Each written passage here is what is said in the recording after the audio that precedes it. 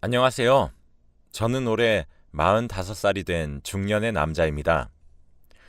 저는 얼마 전 아내에게 크게 배신을 당해서 아주 통쾌한 복수를 했어요. 그런데 그 내용이 평범한 내용은 아니라서 사연을 풀어볼까 해요. 저는 지금 딸이 하나 있어요. 정말 애지중지에 딸을 키우고 있고 지금에서라도 아내와 이혼을 할 수 있게 되어서 다행이라고 생각합니다.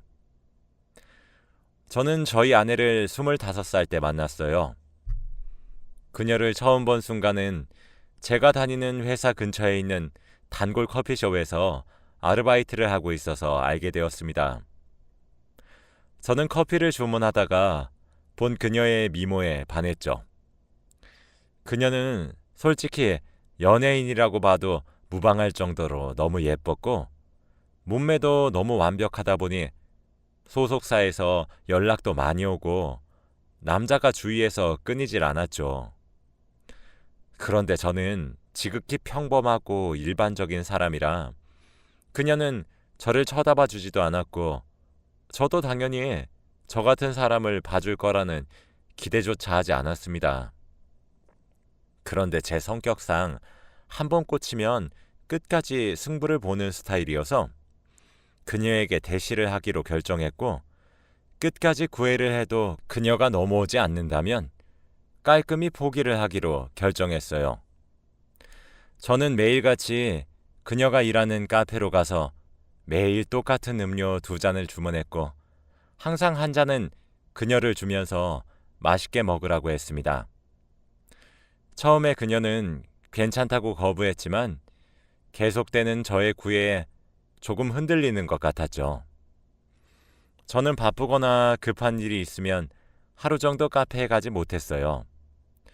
그런데 그러고 다음 날에 가니 그녀는 어제는 왜 안 오셨어요? 라며 은근히 저를 기억해주고 있다는 것을 알게 되었죠. 저는 그날 바로 그녀에게 제 전화번호를 주며 제 전화번호예요. 어제 못 사드린 커피를 사주고 싶어서 커피 먹고 싶을 때 연락하세요. 라며 쪽지를 남기고 회사로 돌아갔죠. 그리고 그날 저녁 그녀는 제게 연락이 왔고 저희는 다음 날 주말이기도 해서 같이 만나서 식사를 하기로 약속했답니다. 너무 꿈만 같고 아름다운 그녀가 저와 식사를 해준다는 사실 하나로도 너무 행복했어요. 전 그때부터 뭘 입고 갈지 하루 종일 고민을 하고 데이트 코스도 열심히 짜서 약속 장소로 향했죠. 먼저 가서 기다리는데 멀리서 본 그녀는 너무 아름다웠고 그런 사람과 데이트를 할 수 있는 게 영광이었죠. 당연히 그날 데이트 비용은 제가 다 냈고 그녀를 집까지 데려다 주었습니다. 그렇게 저는 그녀와 자주 전화도 하고 만나다 보니 연애를 하기 시작했지만 주위에서는 그녀가 너무 예쁘다 보니 다가오는 남자들이 너무나도 많았어요. 다들 그녀의 미모로 왜 저 같은 사람을 사귀는지 이해가 되지 않았는지 틈만 나면 그녀에게 연락도 하고 만나자고 했죠. 가끔씩은 저랑 그녀가 손을 잡고 길거리를 걷고 있어도 주위에서 남자들이 와서 연락처를 물어보고 가기도 했습니다. 누가 봐도 연인 사이처럼 보이는데. 처음에는 제 여자친구를 뺏길까봐 노심초사했죠. 그런데 그녀는 제가 걱정하는 것을 알고 어딘가에 놀러 가면 사진을 찍어서 보내주었고 친구들을 만나면 친구들과 함께 있는 사진도 찍어서 보내줘서 저는 여자친구를 항상 믿고 있었죠. 그렇게 저는 여자친구와 3년이나 연애를 하게 되었고 끝내 결혼을 하게 되었답니다. 다들 저보고 장가 잘 갔다고 신부의 미모를 보고 놀랐죠. 제 친구들도 전생에 나라를 구했냐며 아내 얼굴 보면 밥 안 먹어도 배 부르겠다고 하면서 저를 마구 놀려댔어요. 저는 너무 예쁜 아내와 결혼을 하니 아내를 닮은 아기가 너무 가지고 싶어 아내에게 물으니 아내도 좋다고 했습니다. 그래서 결혼 후 속전속결로 아기를 임신하고 저는 아내가 임신을 하고 정성스럽게 챙겨주며 남편 노릇을 열심히 했죠. 그렇게 저희 딸 채연이가 세상에 나오게 되었습니다. 다행히 딸은 제가 아니라 엄마를 닮아서 아직 아기인데도 미모에서 빛이 났습니다.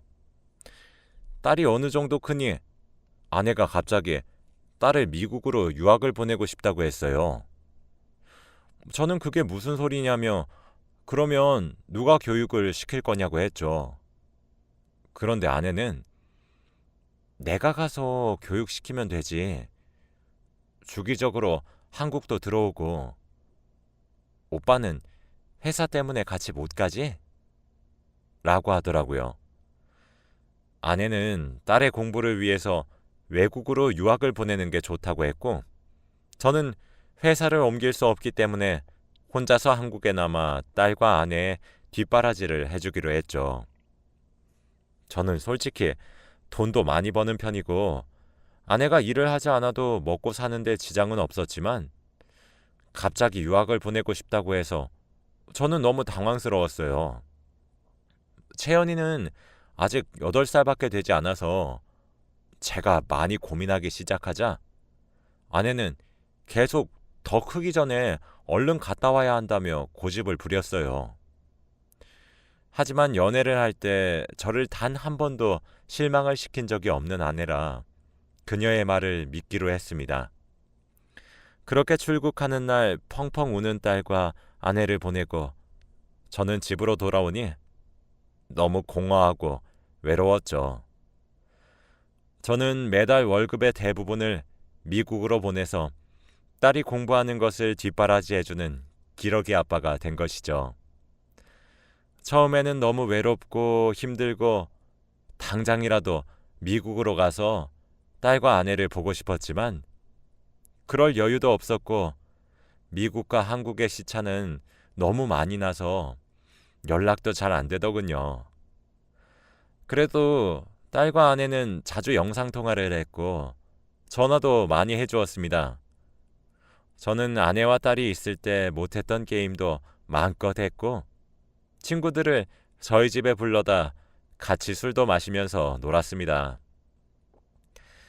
그런데 유학길에 오른 지 몇 년이 지나도 한국에 들어온다는 말이 없고 조금만 있다가 가겠다며 계속 미루더군요.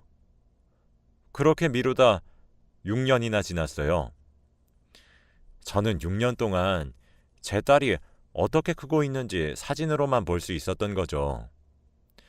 제가 아내에게 이제 채연이도 많이 컸는데 한국으로 들어오는 건 어때?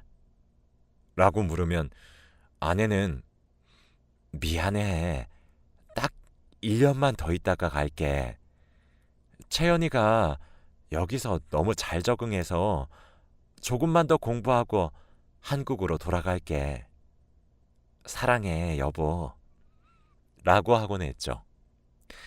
저는 주말보다 평일이 더 좋았어요. 남들은 쉴 수 있는 주말이 더 좋다고 하지만 저는 쉬고 있으면 아내와 딸이 너무 보고 싶어서 힘들었기 때문이죠. 차라리 일에 치여 사는 평일에는 오로지 일만 생각하면 되니까 평일이 좀 더 낫더라고요. 그러던 어느 날 제가 자고 있던 한밤중에 전화 벨소리가 울렸고 혹시나 아내에게 전화가 왔나 싶어서 전화를 받으니 친구였어요.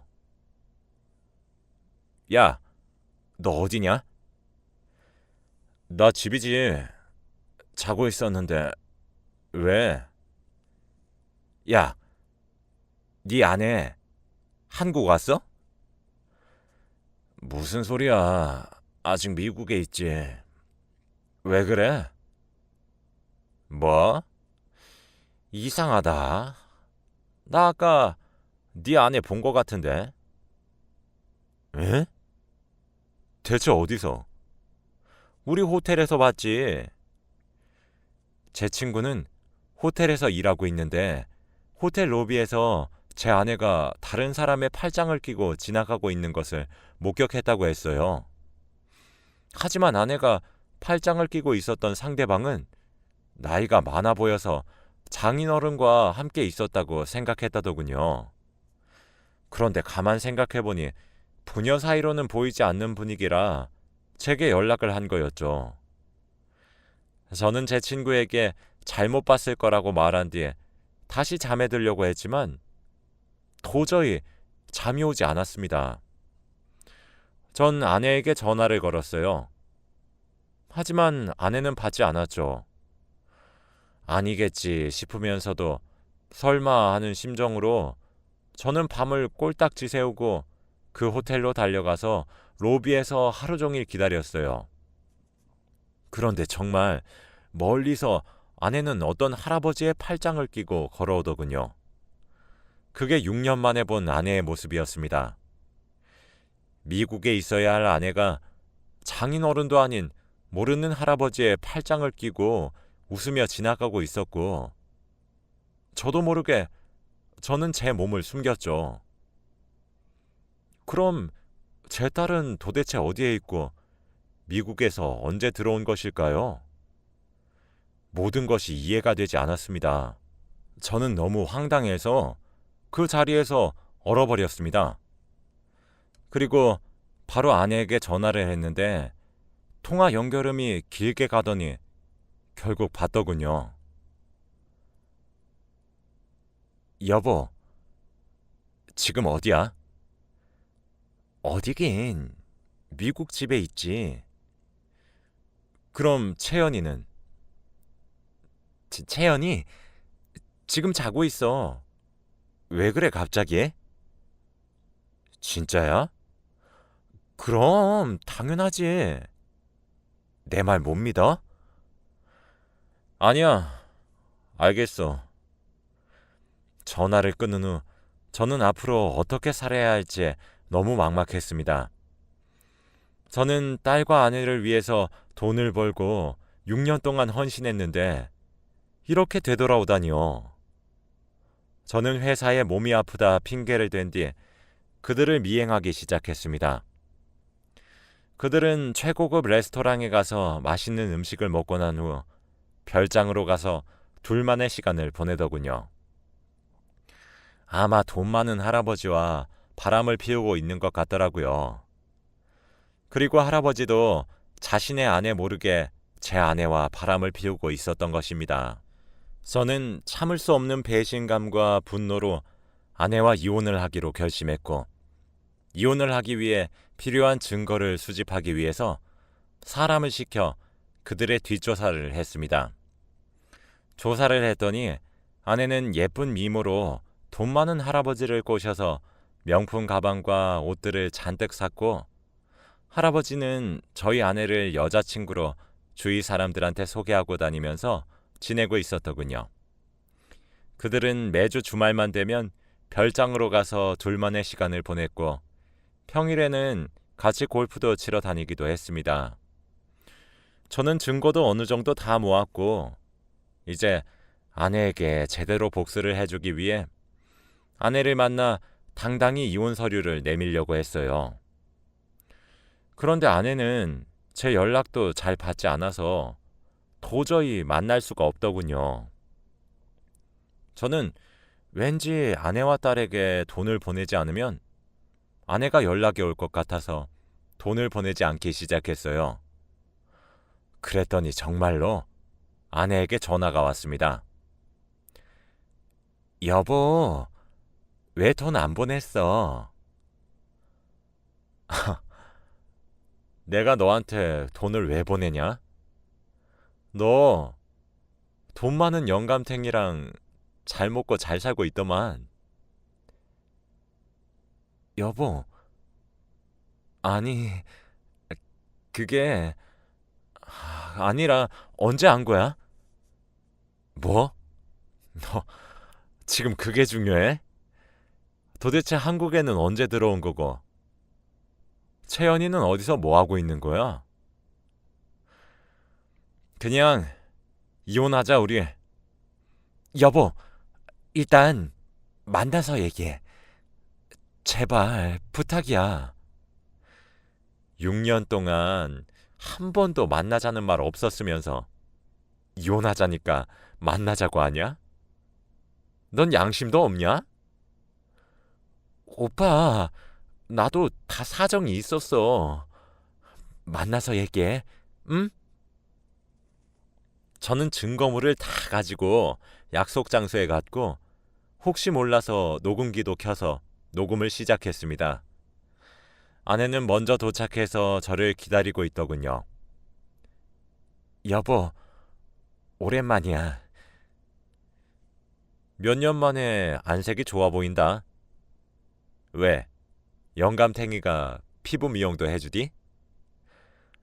여보, 화내지 말고. 우선 내 얘기 좀 들어봐.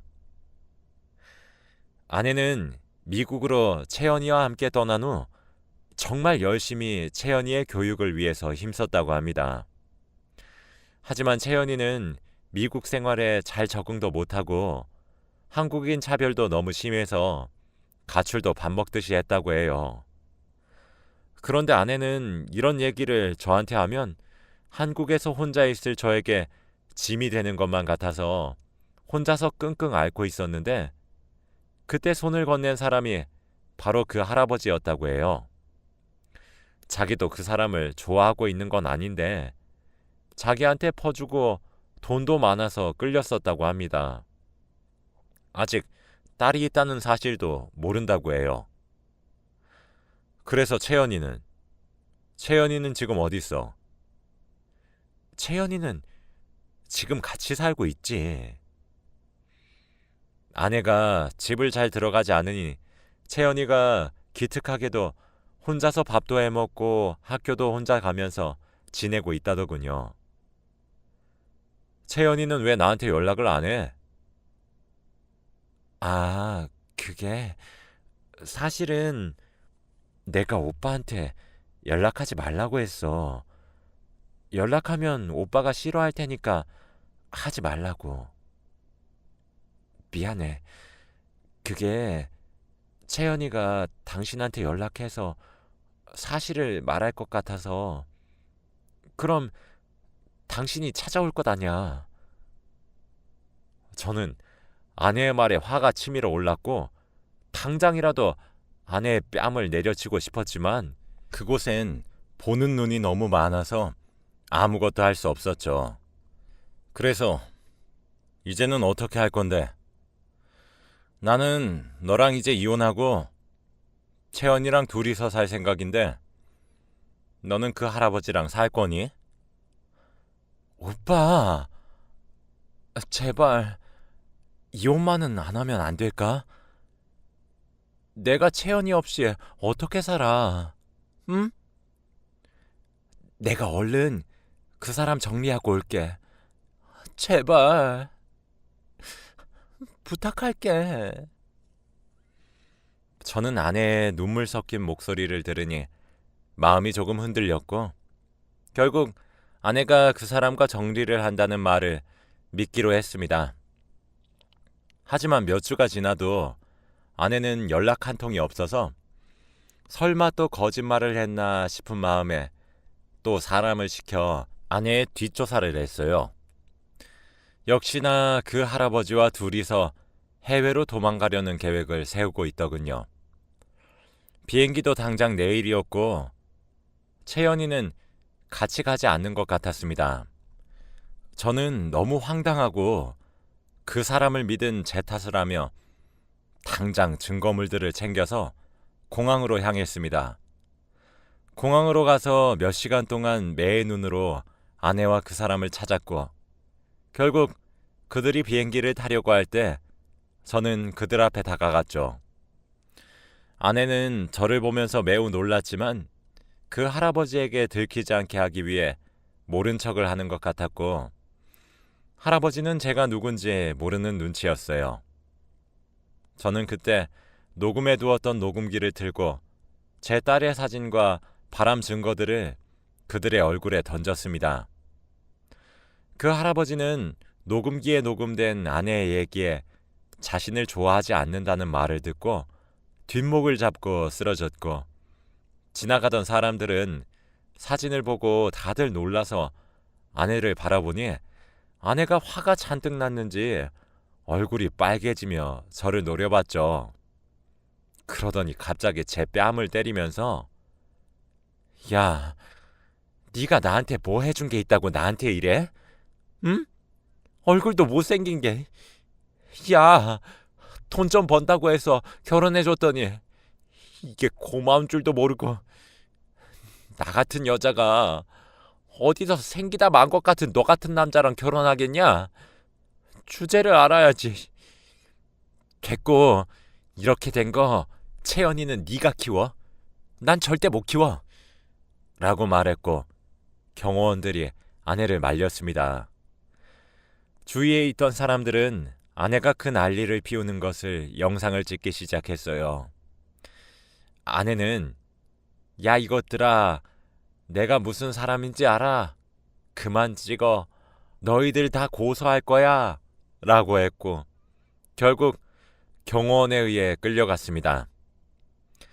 저는 아내의 말에 더 화가 나서 야 김미연, 아직 복수는 시작도 안 했어. 라고 한 뒤 유유히 공항을 빠져나왔어요.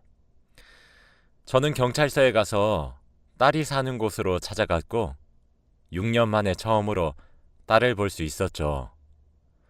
딸은 정말 많이 컸고 못 알아볼 정도로 예쁘게 성장했답니다.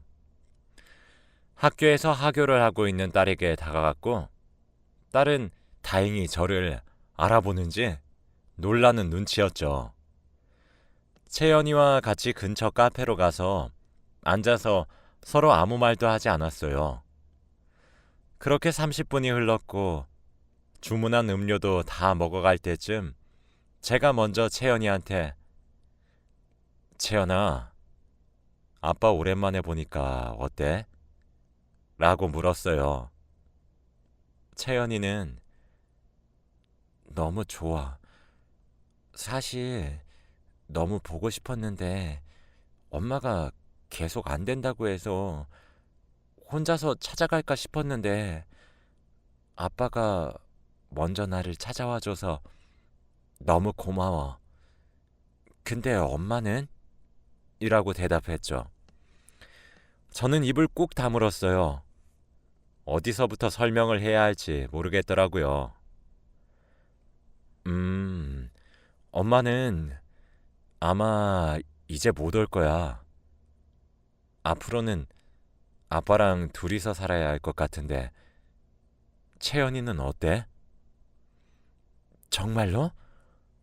엄마는 원래 집에도 잘 안 들어왔고 아빠랑 사는 게 더 재밌을 것 같아.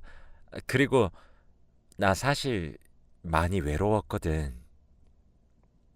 저는 오로지 제 생각만 하면서 아내가 바람이 난 것만 생각했지 채연이를 생각하지 못한 게 너무 죄책감이 들었어요. 채연이는 이 고통 속에서 드디어 벗어날 수 있다고 하면서 채연이는 저를 거부하지 않았고 그렇게 짐을 챙겨서 아빠의 품으로 들어왔답니다. 저는 이제 채연이도 챙겼고 아내한테만 복수를 하면 됐었죠.